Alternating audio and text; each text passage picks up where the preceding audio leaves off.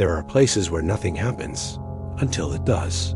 If this video makes you feel uncomfortable, it's not a coincidence, because what happened in Chilca, Peru wasn't just a sighting. It was a collective experience of something that felt like it was watching.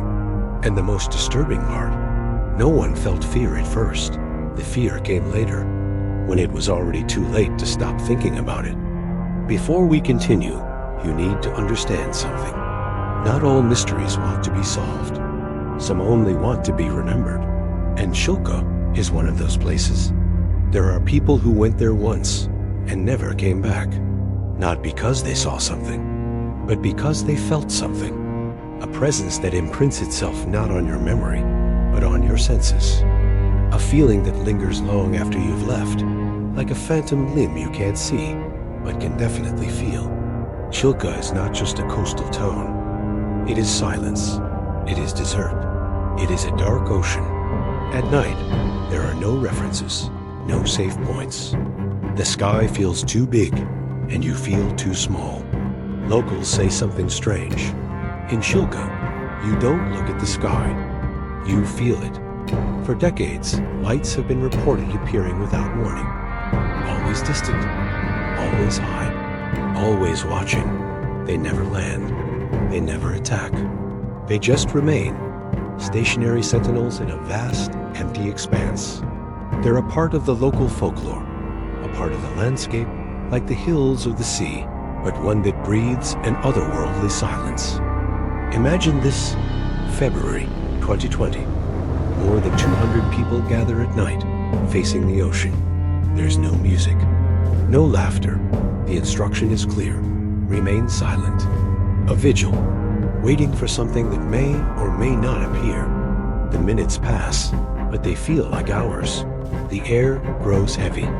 Some people begin to feel uneasy, a restlessness that has no source. Others feel a strange tingling sensation on their skin, and many later agreed on the same thing. It felt like something was already there, before it appeared. The anticipation wasn't for an arrival, but for a revelation. As if the curtain was about to be pulled back on something that had been standing in the room with them the entire time. Without warning, a light appears above the hills. It doesn't enter the scene from the horizon. It doesn't travel across the sky. It simply exists. It materializes. It doesn't blink like an airplane. It doesn't fall like a meteor. It stays still, but alive. Its intensity pulses, a soft, silent heartbeat against the black canvas of the night. Some people try to record it, fumbling with their phones. Others freeze completely, mesmerized, their minds struggling to process the impossible sight. And the most disturbing detail, no one screams, no one shouts. It's as if something unconsciously told them they shouldn't. An instinctual command to remain still, to not draw attention to themselves, even though they were already the center of attention. For several seconds, there is no sound. The wind seems to die. The waves at the Pacific fall silent. The only sound is the restrained breathing of 200 people. A collective breath held in suspense. People who later described the moment said things like, "I wasn't scared, but I felt like I shouldn't move." It wasn't fear, but a profound sense of awe mixed with a primal understanding that they were in the presence of something far beyond their comprehension. The light grows brighter, then dimmer, as if it were reacting to their thoughts, their collective focus, as if it was aware of being observed, and perhaps was observing them right back. After the event, a strange social paralysis took hold. People didn't talk to each other. They didn't cheer or compare notes. They just walked away. They looked at the ground.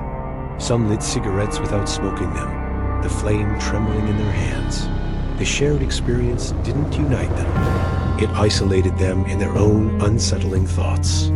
Some said, "I felt pressure in my chest, like something was pushing down." Others, "My head hurt, like something was vibrating inside my skull." And one person, speaking quietly, said something few heard, a chilling whisper in the aftermath. It felt like that thing already knew us. The video footage exists. You can find it online. You can watch it. But something is profoundly wrong. The camera captures the light. Yes, you can see the orb of luminescence hanging in the sky. But it doesn't capture the feeling. It doesn't capture the oppressive silence. It doesn't capture the shared, bone-deep discomfort of 200 people. Some who were there and later watched the footage said, "It doesn't look as intense as I remember." It's as if the phenomenon itself resisted being fully documented, allowing its image to be captured, but jealously guarding its essence, its true impact. As if it didn't want to be fully recorded, only remembered. So what was it? Drones. Human-made lights launched from the hills. A mass optical error. All reasonable, logical explanations. They are comforting.